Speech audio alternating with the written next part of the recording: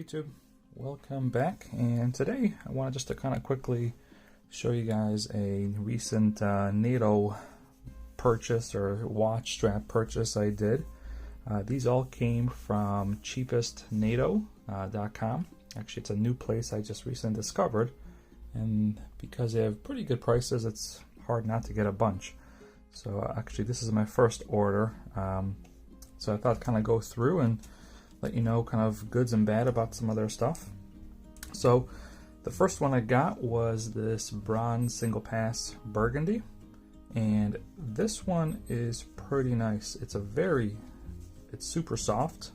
Actually, on a lot of this is great for watches that you don't have a lot of clearance, because actually, to be honest, on watches that take NATOs comfortably, this will slip through. Like when I put it on this one, I mean, if I held the watch, it would just fall off. It was actually almost kind of scary and dangerous, like I'd break my watch. So, but this one's got a really tight clearance, so it fits this watch perfectly.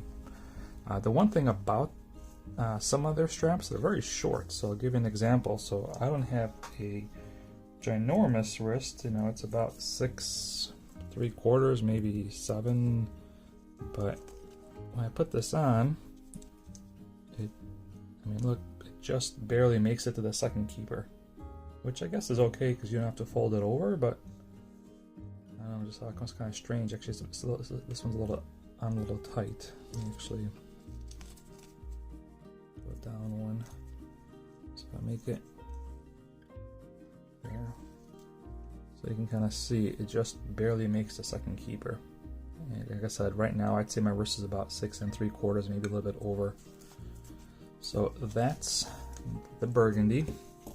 Next, I got this. They call it a ribbed NATO strap teal. This is a very stiff one. You can kind of tell by the difference when you hold this one up, hold that one up. You see this one's kind of flops down. This one stays super stiff. So maybe it'll kind of break in, but it's got a more of like a really, where this feels more like a almost like a soft cloth. This feels more like a stiff seatbelt. But I got this one for my old Flightmaster. Just something to kind of give it a little pop, because this watch looks a little kind of dark and a little kind of, you know, boring. So I thought this would kind of give it a little color. So I actually like this one more than I thought. I actually ordered 2 more of these in different colors, and I'm going to put one on my Speedmaster, like a coral color. I think that will look good in the summertime, so I'll show that one once I get it. But that's this one. Now, this is the Marine National PVD, and this one actually was quite frustrating because, I mean, it's not a bad strap, but it's not, I think, a real Marine National. So when I was thinking Marine National, I was thinking of Erica's original straps, and this is not it. You know, the way it functions, you know, it's hard to describe, but those, if you've seen a video, you put on, like, you know, you put through the hole and then you bring it around and tighten it up. This one doesn't do that. The hardware is not set up for that.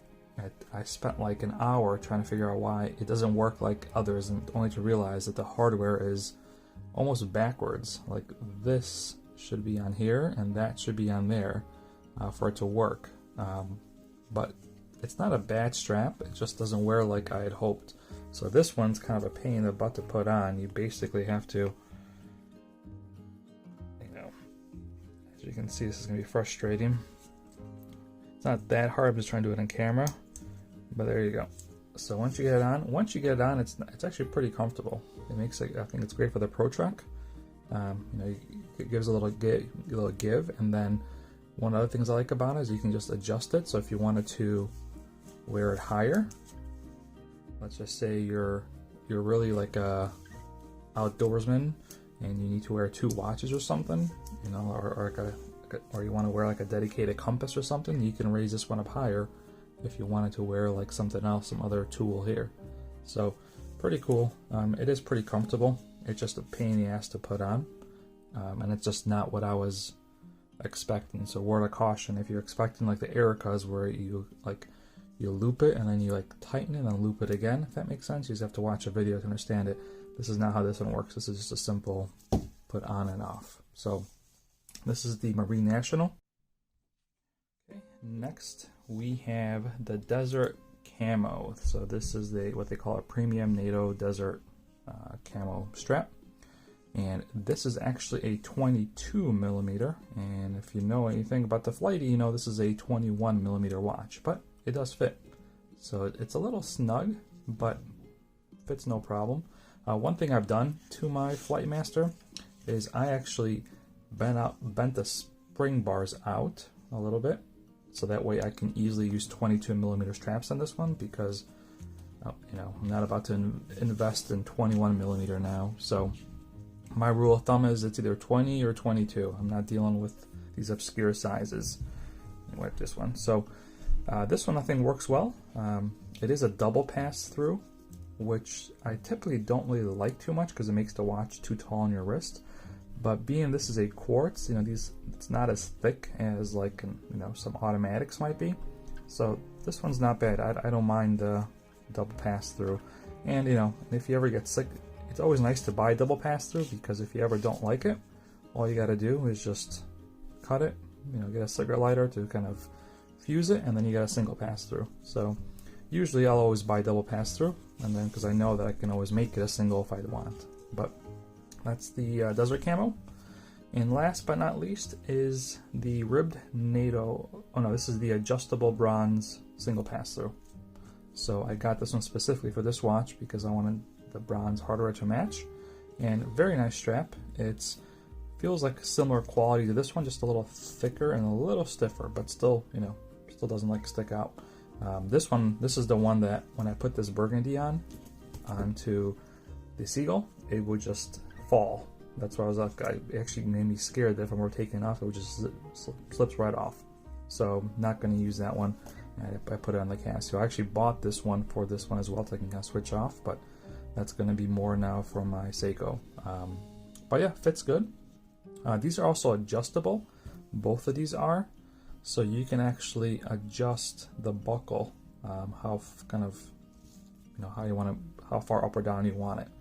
Like the red one, this one comes in a little short too. I'll put it on the wrist. So if I put this on, kind of the same thing, it just barely kind of makes it to the keeper. So you can kind of see right there. So that's kind of, but otherwise I think it's fine. It's not too bad. If you have anything over 7 inches, this might not fit you pretty, I think, but. So that's it. These are the straps I picked up. I actually got a few more coming, so in a month or two, I'll put up another video of how those look like. And yeah, if you have any questions, let me know. Thank you for watching, and have a good rest of your day.